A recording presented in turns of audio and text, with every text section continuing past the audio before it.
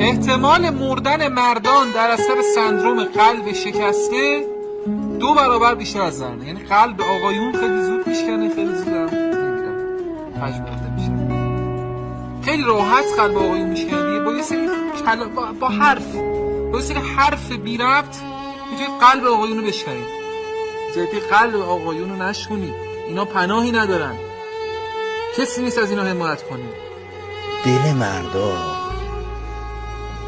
اسم مردانه خیلی زمختش کرده، در صورتی که به نظر من عاشق بر وزن فاعل مرده، هیچ وقت زن عاشق نمیشه. دارم به لحاظ ادبی میگم، به لحاظ علمی زنها همیشه معشوقن، زنها همیشه معشوق در مقام معشوق، ولی مرد است که عاشق میشود، فرهاد است که کوه میکند.